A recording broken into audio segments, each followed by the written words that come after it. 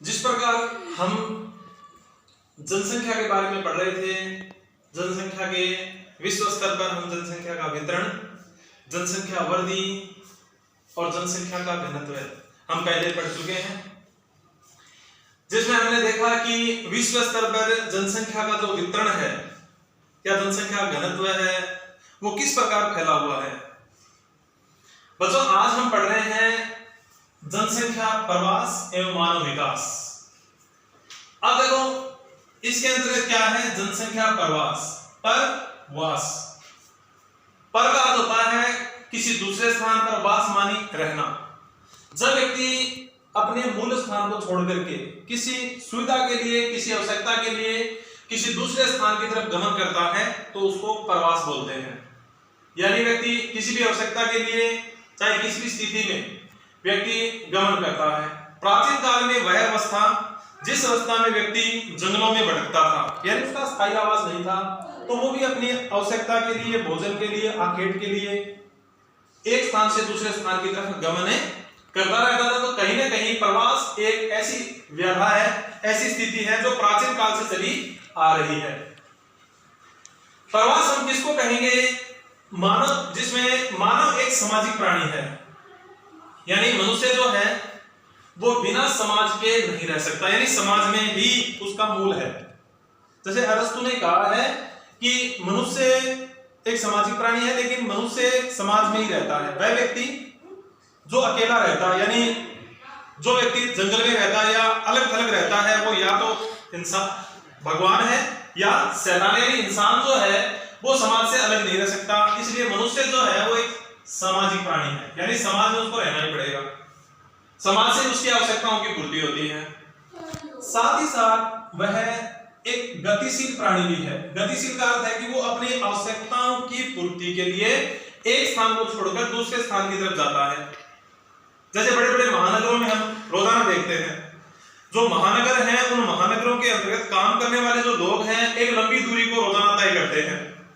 तो इस प्रकार मनुष्य अपनी आवश्यकताओं और सुविधाओं के लिए एक गति प्रदान करता है, या गतिशील प्राणी के रूप में स्पष्ट होता है। यानी मनुष्य एक स्थान विशेष से, यानी जहां उसका मूल है किसी भी स्थान पे, वहां से दूसरे स्थान पर प्रवास करता है। यानी अपनी आवश्यकता, जैसे मान लीजिए कोई सरकारी कर्मचारी है या कोई भी टीचर है या कोई डॉक्टर है जो अपने मूल स्थान, अपने घर से जहां पर वो नौकरी करता है वहां तक जाता है, आता है, तो ये एक प्रकार का प्रवास हो गया। यानी वो अपनी सुविधाओं के लिए एक स्थान को छोड़कर दूसरे स्थान की तरफ प्रवास करता है। मानव प्रागैतिहासिक काल से ही इस अवस्था में रहा, यानी वो उस काल से, प्राचीन काल से ही प्रवास की गति में रहा है, जिसे लगातार उस प्रक्रिया के अंतर्गत उसने प्रवास किया है। मानव सामाजिक, प्राकृतिक, आर्थिक, राजनीतिक कार्यों से प्रभावित होता है। यानी मनुष्य प्रवास क्यों करता है? अब प्रवास करने का उसका मूल कारण जो है, उन कारणों में पहला उसका कारण है सामाजिक, यानी व्यक्ति अपने समाज के लिए प्रवास करता है। जैसे मान लीजिए किसी ऐसे स्थान पे वो काम कर रहा है जहां से उसका मूल स्थान अलग है, तो वह अपने समाज से जुड़े हुए लोगों से, अपने परिवार से, अपने घर से वह उस स्थान से निकल करके वहां तक आएगा और उस समाज के अंतर्गत अपने संपर्क में लोगों के साथ जुड़ेगा। तो कहीं ना कहीं वो, जैसे मैं बता रहा हूं आपको कि एक जगह से निकल करके एक लंबी दूरी तय करके वो काम करता है, शाम को वापस अपने घर पे आता है, तो ये भी एक सामाजिक स्थिति है। यानी व्यक्ति हमेशा अपने समाज में रहना ज्यादा पसंद करता है। दूसरा है प्राकृतिक, यानी व्यक्ति जो है वो अपनी प्रकृति के अनुकूल होता है। जैसे अब राजस्थान में रहने वाला व्यक्ति है, उसकी जो उष्ण जलवायु है वो उसके अनुकूल है, यानी उस जलवायु के अंदर रहना, एक मैदानी क्षेत्र में रहना उसके अनुकूल है। उसी प्रकार कश्मीर में रहने वाले क्षेत्र लोग जो हैं उनकी वो जलवायु, ठंडी जलवायु उनके अनुकूल है। यानी व्यक्ति यदि पहाड़ों में रहता है तो वो उसके अनुकूल है, यदि रेगिस्तानी क्षेत्र में रहता है तो वो प्रकृति उसके अनुकूल है। यानी व्यक्ति जो है वो अपनी प्रकृति के अनुकूल रहता है, यानी जैसी अवस्था उस क्षेत्र की होती है जहां से उसका मूल है उससे वो जुड़ा रहता है। तो कहीं ना कहीं व्यक्ति की प्रकृति भी उसको प्रभावित करती है और प्रकृति के आधार पर उसके कार्य भी उसे प्रभावित करते हैं। जैसे ठंडे क्षेत्रों में रहने वाले जो व्यक्ति होते हैं वो मेहनती होते हैं, अधिक वर्क करते हैं, लेकिन उष्णकटिबंधीय क्षेत्रों में रहने वाले व्यक्ति थोड़े आलसी प्रवृत्ति के होते हैं, काम कम करते हैं। इस प्रकार आर्थिक क्रिया के अंतर्गत भी व्यक्ति प्रवास करता है। आर्थिक प्रक्रिया के लिए व्यक्ति रोजगार के लिए एक लंबी दूरी तक गांव से निकल करके शहरों की तरफ जाता है। शहरों में उसको रोजगार मिलता है, चाहे वो मजदूर है, चाहे वो कर्मचारी है, चाहे वो शिक्षा के लिए जाए, अन्य किसी भी कारण के लिए जाए, यानी आर्थिक प्रवृत्ति जो है वो भी उसको प्रवास प्रदान करती है। यानी व्यक्ति गांव से निकल करके शहर में कमाने के लिए जाता है, तो ये भी एक आर्थिक प्रवृत्ति है, वो प्रवास का एक कारण है। अगला कारण एक राजनीतिक कारण भी है। राजनीतिक कारण के अंतर्गत हम उस प्रवास को रखेंगे जिसमें किसी क्षेत्र में, किसी शहर में, किसी सीमावर्ती क्षेत्र में कोई राजनीतिक प्रक्रिया के द्वारा प्रभावित होता है। जैसे किसी राज्य की राजधानी से हम राजस्थान में रहते हैं, तो राजस्थान की राजधानी जयपुर है, तो पूरा राजस्थान जो है वो राजनीतिक कारणों से जयपुर से जुड़ा है। जब भी कोई कार्य ऐसा होगा उसके लिए उसको राजनीतिक कारणों में वहां पर उसको प्रवास करना पड़ेगा। उसी प्रकार सीमावर्ती क्षेत्रों में रहने वाले लोग जो है वो उस सीमा से किसी राजनीतिक कारण से हमेशा प्रभावित होते हैं। जैसे मतलब भारत और पाकिस्तान के बीच में जो सीमावर्ती क्षेत्र है, उस क्षेत्रों में रहने वाले जो लोग हैं वो उस सीमावर्ती क्षेत्रों से हमेशा कभी न कभी किसी न किसी रूप में प्रभावित होते रहते हैं। तो कहने का अर्थ है कि व्यक्ति उस राजनीतिक कारण से भी उस स्थानों से प्रवास करते हैं। यानी जैसे हम अपने क्षेत्र से जयपुर जा रहे हैं, हम अपने किसी काम से चूरू जा रहे हैं काम करने के लिए, तो ये भी एक राजनीतिक प्रवास होता है जिसमें राजनीति इसको प्रभावित करती है। इन्हीं कारणों के साथ हम आगे देखते हैं कि संयुक्त राष्ट्र संघ ने भी प्रवास की एक परिभाषा दी है कि प्रवास क्या है। संयुक्त राष्ट्र संघ ने कहा है कि प्रवसन एक प्रकार की भौगोलिक स्थिति है। भौगोलिक स्थिति मतलब प्रवसन का एक प्रकार जो है कि व्यक्ति किसी भौगोलिक खंड से, यानी जैसे किसी एक स्थान से स्थानिक प्रवास करता है, यानी स्थानिक प्रवास यानी किसी एक खंड से निकल करके दूसरे स्थान की तरफ जाता है। जैसे हम यहाँ रह रहे हैं, यहाँ से निकल करके किसी दूसरे राज्य में, राजस्थान से निकल करके हरियाणा में, पंजाब में, जम्मू कश्मीर में किसी दूसरे क्षेत्र में जाएंगे, या रेगिस्तान से निकल के पहाड़ों में जाएंगे, पहाड़ी क्षेत्रों के लोग रेगिस्तान में आएंगे, तो ये एक भौगोलिक स्थानिक प्रविष्टता होगी। मतलब एक स्थान से निकल करके दूसरे स्थान की तरफ प्रवास हो गया, जो एक भौगोलिक इकाई तथा दूसरी भौगोलिक इकाई के मध्य देखने को मिलता है। यानी जैसे कश्मीर के रहने वाले लोग यदि राजस्थान में आकर कार्य करते हैं, तो सर्दियों के दिनों में हम देखते हैं जो जम्मू कश्मीर में रहने वाले लोग होते हैं वो अपनी वस्तुओं को बेचने के लिए राजस्थान में आते हैं, और गर्मियों के समय राजस्थान के लोग घूमने के लिए कश्मीर जाते हैं। तो दोनों भौगोलिक स्थितियां बदल गई, जिसमें सर्दियों के समय वो लोग अपने कार्यों को यहाँ लाते हैं, यहाँ काम करते हैं। गर्मियों के समय राजस्थान के लोग अपनी वस्तुओं को बेचने या घूमने के लिए जम्मू कश्मीर जाते हैं। तो ये भौगोलिक इकाइयों में क्या हो गया, परिवर्तन हो गया। यानी एक राजस्थान की भौगोलिक स्थिति वो कश्मीर में परिवर्तित हो रही है, और कश्मीर में रहने वाले लोग हैं वो अपने कार्य को राजस्थान में आके करते हैं। तो संयुक्त राष्ट्र संघ ने कहा है कि परिवर्तन एक प्रकार की भौगोलिक स्थानिक प्रविष्टता है, जो एक भौगोलिक इकाई यानी भौगोलिक खंड से दूसरी भौगोलिक इकाई यानी दूसरे क्षेत्र में मध्य को देखने को मिलती है, जिसमें परिवर्तन देखने को मिलता है। भाषा का, खान पान का, रहन सहन का सारा परिवर्तन देखने को मिलता है, जिससे किसी एक क्षेत्र का प्रभाव किसी दूसरे क्षेत्र में देखने को मिलता है। जैसे हम देखते हैं दो राज्यों के अंतर्गत जो सीमावर्ती क्षेत्र होते हैं उसमें भाषा का प्रभाव सबसे ज्यादा पड़ता है, भाषा का, रहन सहन का, खान पान का। जैसे हरियाणा और राजस्थान के बॉर्डर पर रहने वाले लोग हैं वो हरियाणा से आने वाले लोगों के संपर्क में रहते हैं, राजस्थान से जाने वाले लोग हरियाणा के संपर्क में रहते हैं। तो कहने का अर्थ दोनों भाषाओं का प्रभाव पड़ेगा, उनके वस्त्रों का प्रभाव पड़ेगा, उनके खान पान का प्रभाव पड़ेगा। यानी कहने का अर्थ है कि सीमावर्ती क्षेत्रों में रहने वाले लोगों के प्रवसन की वजह से उनकी भाषा पे किसी दूसरे राज्य का प्रभाव देखने को मिलता है। तो ये भी एक प्रवास का प्रकार है जो एक क्षेत्र से दूसरे क्षेत्र में प्रवासित होता है। आगे है प्रवसन के प्रकार। प्रवसन यानी प्रवास के प्रकार। प्रवास के दो प्रकार होते हैं, एक होता है उत्प्रवास, एक होता है आप्रवास। अब देखिए ये जो शब्द बना है उत से बना है, उत्प्रवास। उत्प्रवास का अर्थ है कि एक स्थान से निकलना। जब व्यक्ति किसी एक स्थान से निकल करके और किसी दूसरे स्थान पर जाके बस जाए तो वो क्या कहलाता है, उत्प्रवास। मतलब जैसे कोई व्यक्ति अपने राजगढ़ से निकला और किसी राजस्थान में या किसी दूसरे राज्य में या कहीं पे जा करके और रुक गया, जैसे मान लीजिए दिल्ली है या कहीं दूसरे जगह जा करके रहने लगा, तो राजगढ़ से निकल करके दिल्ली चला गया, तो ये क्या प्रकार है, उत्प्रवास है। यानी यहाँ से निकला और दिल्ली में अपने किसी काम के लिए रहने लगा। तो ये भी अलग अलग प्रकार होते हैं, यहाँ से निकल करके और वहां चला गया, तो ये है उत्प्रवास। और जब व्यक्ति कोई बिहार से कोई व्यक्ति यूपी या बिहार से, यूपी से निकला और राजस्थान में आकर काम करने लगा, वो आप्रवास है। यानी यूपी से आया और राजस्थान के चूरू जिले के राजगढ़ में आके बस गया, या रहने लगा या काम करने लगा, ये कहलाएगा आप्रवास। यानी राजगढ़ से चल करके दिल्ली गया, दिल्ली में जाकर काम करने लगा, ये तो है उत्प्रवास। और किसी दूसरे राज्य से निकल करके और अपने यहाँ आकर काम करता है, वो कहलाता है आप्रवास। यानी आने वाला आप्रवास, यहां से जाने वाला उत्प्रवास। ये तो मानव प्रवास है, इसके 5 पक्ष होते हैं।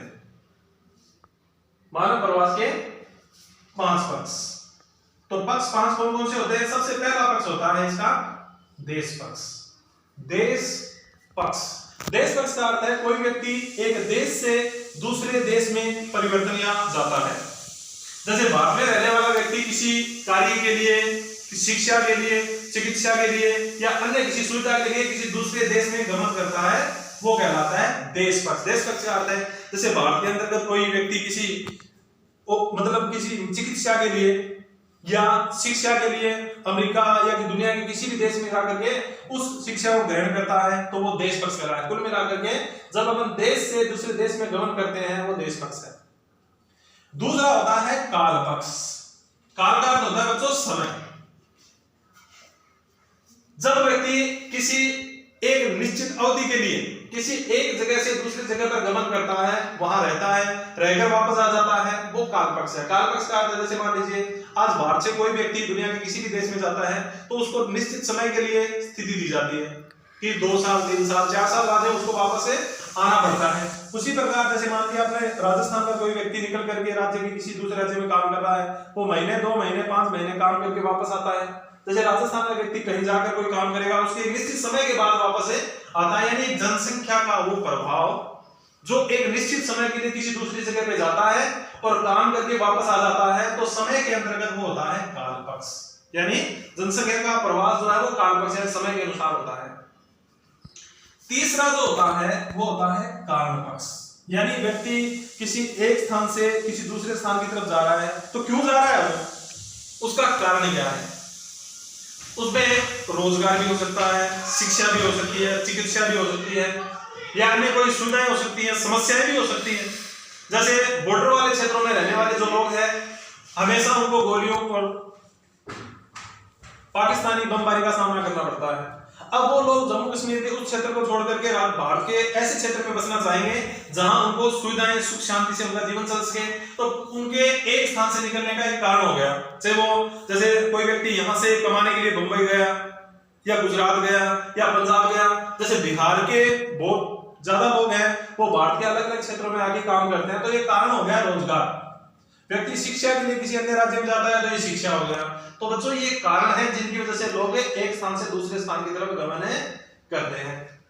फिर अगला आता है संख्या पक्ष। संख्या पक्ष का अर्थ है ये देखा जाता है कि किसी एक क्षेत्र की कितने लोग किसी अन्य क्षेत्र में जाके काम करते हैं। यदि हम पूरे भारत के 29 राज्यों की बात करें, तो 29 राज्यों में सबसे ज्यादा जो प्रदर्शन है वो उत्तर प्रदेश और बिहार का है। उत्तर प्रदेश और बिहार ऐसे राज्य हैं जहां से सबसे ज्यादा लोग भारत के अलग अलग राज्यों में काम करते हैं, जिसमें महाराष्ट्र पहले नंबर पे है। यानी उत्तर प्रदेश और बिहार के सबसे ज्यादा लोग महाराष्ट्र में रहते हैं, मुंबई में रहते हैं।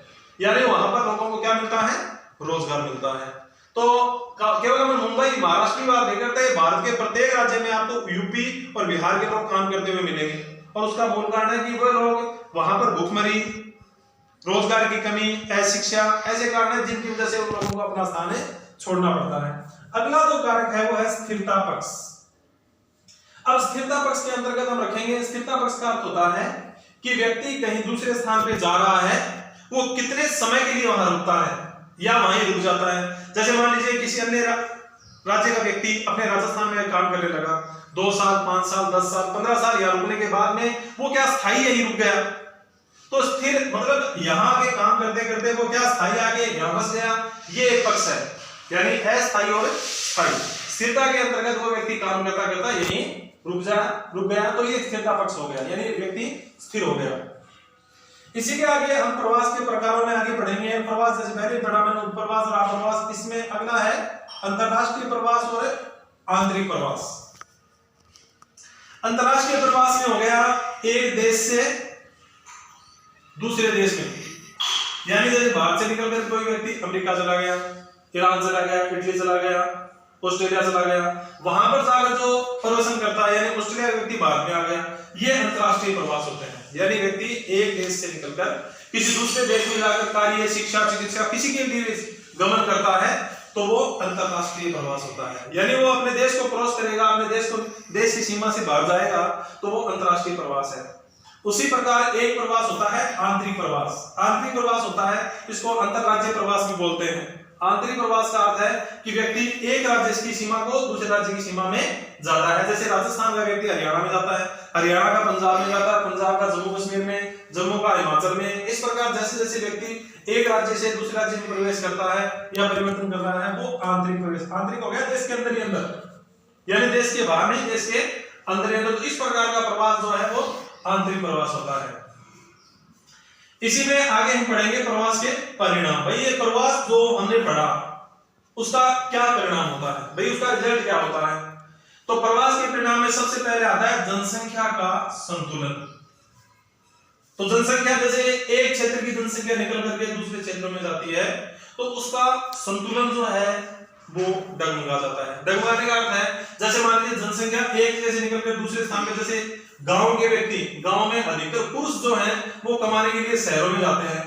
अब पुरुष कमाने चले जाएंगे तो जो गांव की घरों की समस्याएं हैं वो महिलाओं पर आएंगी, तो गांव में लिंगानुपात की समस्या हो जाएगी, गांव में महिलाओं की संख्या ज्यादा हो जाएगी, और पुरुष है वो कमाने शहरों में चले जाएंगे तो शहरों के अंतर्गत अपराध बढ़ेंगे, चोरियां बढ़ेंगी, इस प्रकार मतलब समस्याएं बढ़ेगी। तो जनसंख्या का प्रवसन जो है वो कहीं ना कहीं जो शहरों में रहने वाले लोग हैं उनके रोजगार में कमी आएगी।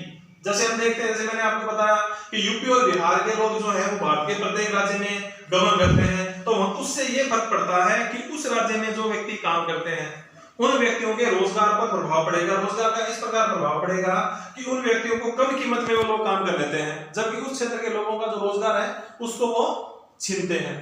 तो कहीं ना कहीं जनसंख्या का संतुलन भी इससे डगमगाता है प्रवास की वजह से। दूसरा है प्रवासन के कारण धर्म, परंपराएं, रीति रिवाज, भाषा, संस्कृति का विस्तार होता है। प्रवासन में सबसे पहला आता है धर्म। धर्म में प्रसार होता है। धर्म का प्रसार, जैसे पंजाब में रहने वाले जो लोग हैं अधिकतर लोग सिख धर्म से संबंधित होते हैं। यदि भारत के अलग अलग राज्यों में वो जाएंगे तो अपने धर्म का प्रसार करेंगे। यदि भारत के किसी अन्य राज्य का व्यक्ति पंजाब में जाता है तो वो अपने वहां के सिख परंपरा या अन्य परंपराओं को देखेगा, सीखेगा। यानी कहने का अर्थ है कि किसी भी राज्य के अंतर्गत जो व्यक्ति रहता है उस राज्य में जिस धर्म का प्रसार है वह जिस क्षेत्र में जाएगा वहां पर जाकर के अपने धर्म का प्रचार करेगा। दूसरा परंपराएं, व्यक्ति अपने क्षेत्र की जो परंपराएं होती हैं वो परंपराएं दूसरे राज्यों में ले जाता है। जैसे उदाहरण के रूप में राजस्थान में हम जो त्योहार मनाते हैं, होली है, दीपावली, जैसे भारत में प्रत्येक राज्य में मनाई जाती है लेकिन अलग अलग राज्यों की अलग अलग परंपराएं होती हैं। जैसे गुजरात में एक अलग जो नवरात्रे होते हैं उनको मनाया जाता है, ओणम मनाया जाता है, किसी पश्चिम बंगाल में, महाराष्ट्र में गणेश चतुर्थी मनाई जाती है। तो ये अलग अलग राज्यों की परंपराएं हैं। जब हम किसी दूसरे क्षेत्र में जाते हैं तो उस क्षेत्र की परंपरा किसी अन्य क्षेत्र में प्रभावित होती है। तो राजस्थान का व्यक्ति यदि महाराष्ट्र में जाएगा तो वहां की जो गणेश चतुर्थी की परंपरा है वो अपने राजस्थान में बताएगा, देखेगा या सीखेगा। अगला है रीति रिवाज। रीति रिवाज का अर्थ है कि व्यक्ति जिस क्षेत्र में रहता है, मूल है, वहां के रीति रिवाजों से जब वो किसी दूसरे स्थान की तरफ गमन करता है तो वहां के क्षेत्रों से वो प्रभावित होता है। जैसे हम राजस्थान के अंदर होली बड़ी अलग हिस्से गुवाहाटी में अलग प्रकार से मनाते हैं। यदि हम पंजाब, हरियाणा या मतलब किसी अन्य स्टेट में जाएंगे तो हम अपने रीति रिवाजों को वहां पर प्रसारित करेंगे, और पंजाब का व्यक्ति यदि किसी दूसरे स्टेट में जाता है तो वहां अपने रीति रिवाजों को प्रसारित करेगा। अगला है भाषा, यानी प्रत्येक राज्य के अपने भारत के अंतर्गत लगभग प्रत्येक राज्य की अपनी एक अलग भाषा होती है। वह भाषा किसी अन्य राज्य के अंतर्गत दूसरे व्यक्ति को प्रभावित करती है। जैसे मैंने अभी बताया कि किसी भी राज्य की सीमावर्ती जो राज्य क्षेत्र है उस क्षेत्र पे दूसरे राज्य की सीमा सबसे ज्यादा प्रभावित होती है। जैसे हरियाणा और राजस्थान की सीमा में रहने वाले लोग जो है वो मारवाड़ी नहीं, जबकि गुजरात और राजस्थान की सीमा में रहने वाले जो लोग हैं वो गुजराती, कुछ गुजराती के शब्द बोलेंगे। यानी जिस राज्य की सीमा पर जो व्यक्ति रहता है वो व्यक्ति उस क्षेत्र से सबसे ज्यादा प्रभावित होता है।